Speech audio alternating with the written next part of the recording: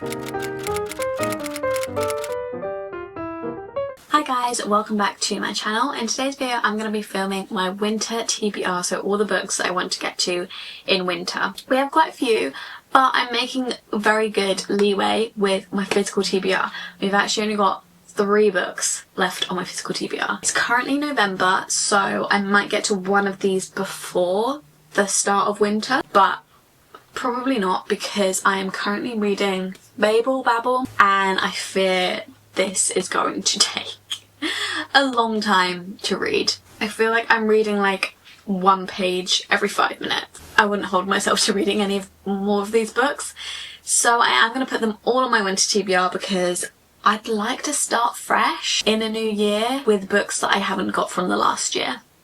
That might be a bit ambitious, but we'll see. At least I want to finish them all in January. So the first one we have is Six of Crows by Leigh Bardugo. This one just screams winter. I haven't been putting this off because I don't want to read it. The only 2 I've been putting off because I don't want to read it is Intermezzo and Babel.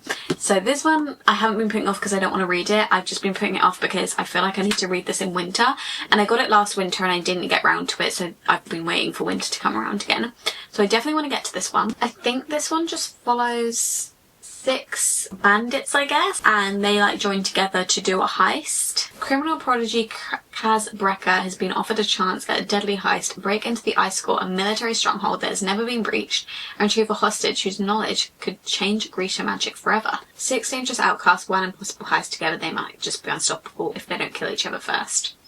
And it's a little duology, and I've heard amazing things about it. I can't believe I haven't read it yet, but I'm very excited to read it. The next one I have is Intermezzo by Sally Rooney. Again, I've been avoiding this one because I just don't think I'm gonna like it. I haven't even taken the sticker off it.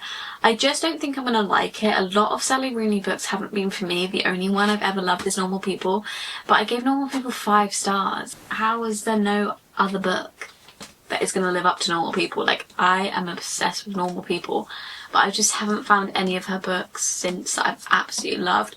I don't mind Conversations with Friends. I don't feel any pull towards this. I did when it first came out. I wanted to read it, but now I kind of, it's been a while and I don't really feel much of a pull towards it because it just follows 2 brothers. I'm like, 2 men. Following 1 man is bad enough. 2 men. It just doesn't seem very interesting. I do love chess though, so if there's a bit about chess then that'd be good because I do love a bit of chess, but other than that, I don't know how interested I'm going to be, but I definitely want to finish this by the end of the year because I've had this on my TBR for so long. And then lastly we've got The Favourites by Leigh Bardugo. What? We've got The Favourites by Lane Fargo. This one I'm very excited to get to. Again, I haven't been putting it off, but I've have been putting it off because I think I'm going to like it so much that I don't want to read it when I'm not in the mood to. I'm saving this for when I'm in the mood to read it. But this one says it's a mix between Wuthering Heights and Daisy Jones and the Six, which sounds amazing. And it basically follows this figure skating partnership where they were like taking the world by storm. They were this really famous figure skating partnership, but then something happens at the Olympics and it ruins their partnership. 10 years later, an unauthorised tell-all documentary reignites public obsession. There's account for her dramatic rise and fall alternates with scandalous interviews from the film. The Favourites spins into a dance between passion, ambition and what it truly means to win. It just sounds really interesting and I'm very excited to get to this one. But those are all the ones on my physical TBR. Oh, broke my Lego flower. Fix that later. Getting on to ones that I'd like to buy and read in winter. We have Alchemy of Secrets by Stephanie Garber. So this one is Stephanie Garber's new book. It looks like it's a little bit different for her. I've not heard the best things about it, but the cover's really cute, so I'll probably read it anyway. And it is Stephanie Garber, and I've read all of Stephanie Garber's books, so I feel like I should just continue. And I loved the first book in Caraval. I didn't really care for the other 2. I loved Once Upon a Broken Heart. So I feel like she's got quite a good track record with me, so I am going to give it a go. It follows a class that is taught. So it says it starts with a class in an old movie theatre. Folklore 517, local legends and urban myths. Taught by a woman called the Professor. Most students believe the professor's stories are just fiction, but Holland St. James has always been convinced that magic is real. She tracks down a local legend named the Watchman, who can supposedly tell you when you'll die, but the Watchman tells her that she'll die at midnight tomorrow unless she finds an ancient object. I guess we're going on a little bit of an adventure to find that object so that she doesn't die. It sounds interesting, but yeah, I haven't had the best things, but it looks fun. The next one I've got is Wild Reverence by Rebecca Ross, and Rebecca Ross wrote Divine Rivals, which I absolutely loved. Loved the first one, iffy about the second one. So I am a little bit concerned that I might not love this one. However, I have seen very good reviews, and I know it once again has letters, and that was my favourite part of Divine Rivals, was the letters. So I feel like that's kind of what made Divine Rivals like a 5-star book for me. I think it's a prequel to Divine Rivals. It says Matilda is the youngest goddess of her clan, blessed with humble messenger magic she uses to carry words and letters through the realms, but the gods will kill for power, and Matilda holds a secret she must hide, even her dearest allies. There is a mortal who dreams of her, though they have never met in the waking world. 10 years ago, Vincent of Beckett wrote to Matilda on the darkest night of his life, begging the goddess he befriended in dreams to help him. His request went unanswered, and Vincent became a hardened, irreverent lord of the river, who has long forgotten Matilda. Sounds interesting. I'm very excited to read that one. Next I've got The Night and the Moth by Rachel Gillig. This is the same author who wrote One Dark Window, and I absolutely love One Dark Window. I definitely think it gave all the winter vibes as well, so I'm hoping that The Night and the Moth gives winter vibes as well, but I don't think this one actually came out in the winter, so it might not be wintry, but the cover kind of looks wintry to me, so that's what I'm going on. But I just really want to get around to this one because I never even got around to it, and I love the cover. I've heard amazing things about it, and I know that she's a good author, so I always forget the plots of these books. I'm like, yeah, I really want to read it. Can't remember what it's about though. Sybil Delling has spent 9 years dreaming of having no dreams at all. Like the other Foundling girls who traded a decade of service for a home in the great cathedral, Sybil is a diviner. In her dreams she receives visions from 6 unearthly figures known as omens.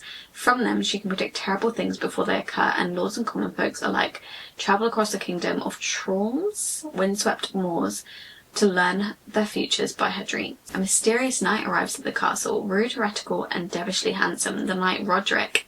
I remember. Every time I read Roderick, I remember, oh yeah, I've read this before. Reminds me of Roderick from Diary of a Wimpy Kid. Sounds good. I'm interested in it, and I've heard very good things. Next one I've got is The Gilded Cage, which is the second book in the Prison Healer. The Prison Healer basically follows Kiva or Kiva. I looked up how to pronounce her name once, but I've forgotten. She is a prison healer, and one day this rebel queen gets sent to the prison, and she basically gets threatened that she needs to keep this rebel queen alive because she is like the face of the rebel movement. The rebel queen is going to have to face a load of trials as punishment. Kiva or Kiva has to take her place in these challenges because she's gotten threatened to keep that queen alive. So it's really fun, and I really like the trials, and it ended on a very crazy note, so I'm very excited to get into the next one, and I don't want to leave it too long between, because when I leave it too long between I end up never reading it. Then we've got The Winners by Frederick Backman, which is the third and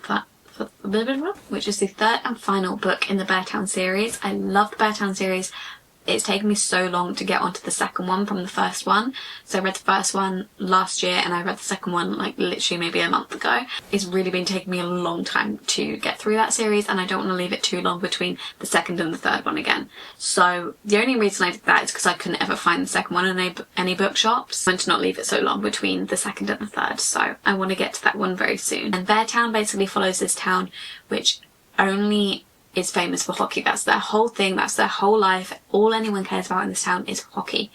And something very terrible happens with the main hockey player. The town is split between caring so much about hockey that they don't care what that hockey player did, or actually caring about the act that he committed. It sounds very boring, but you've got to trust Frederick Backman's writing. Then I've got Wild Duck Shore, which is by Charlotte McConaughey. This is like a literary fiction, and I've been really getting into my literary fiction, so I want to get into more this winter time. So they're basically a family on this remote island, and a mysterious woman is washed ashore. They kind of take her in and care for her and nurse her back to health. And Rowan is long accustomed to protecting herself, starts imagining a future where she could belong to someone. But Rowan isn't telling the whole truth about why she set out for Shearwater. And when she discovers sabotaged radios and a freshly dug grave, she realises Dominic is keeping his own secrets. Is it kind of like a thriller as well? Not really too sure, but I've heard really good reviews about it, and I'm really intrigued to read more literary fiction going at the end of this year and going into the next year. Speaking of that, I also have another literary fiction, and that is The Bright Years by Sarah DeMott. I've heard amazing things about it again. It says, a Texas family is met with losses and surprises of inheritance, but they're unable to shake the pull back towards each other in its big-hearted family saga. Perfect for readers are Mary Beth Keane and Claire Lombardo. I don't know who either of those people are, but it sounds good. It sounds like a family drama literary fiction. This is Ryan and Lillian Bright are deeply in love, recently married, and now parents to a baby girl, Georgette. But Lillian has a son she hasn't told Ryan about, and Ryan has an alcohol addiction he hasn't told Lily about. So Georgette comes of age watching their marriage rise and fall. When a shocking blow scatters their fragile trio, Georgette tries to distance herself from reminders of her parents. Years later, Lillian's son comes searching for his birth family, so Georgette must return to her roots, unearth her family history, and decide whether she can open up to love for them or herself while there's still time. Again, literary fictions, they're very hard to make sound interesting sometimes, and you just kind of have to trust that the author knows what they're doing, that they're going to make it interesting and make it enjoyable, because sometimes the plot kind of just sounds like, okay, like what do you mean? The final book I have is The X-Files by Jessica Joyce, which is a little romance, and this one looked very autumnal. I wanted to read it in autumn, but I didn't get around to it. But now I'm fed up of waiting for like the right seasons, so I just want to read it in winter because I've had it on my radar for so long, but I kept it for autumn and now it's winter. This one, I believe they are exes, so it's a second chance romance, which is my favourite, and they also have to go to a wedding. So I love weddings in books and second chance romances, so I'm hoping like absolutely love this book. I think they share a friend, like she's kind of like a maid of honour, but on the man's side, I don't know what you'd call that, and he's the best man. So I guess they're the best woman and the best man of this wedding, and so they have to like work together for this wedding, but they're exes. And those are all the books that I want to get to this winter. If you have any more recommendations, please leave them in the comments below. If you've read any of these books, please let me know what you thought of them. If you like this video, please give it a thumbs up. Please subscribe down below and turn on the post notification to be notified every time that I upload. And if you want to, you can follow my social medias at _libraryofeden on both TikTok and Instagram. And I'll see you in the next video very soon.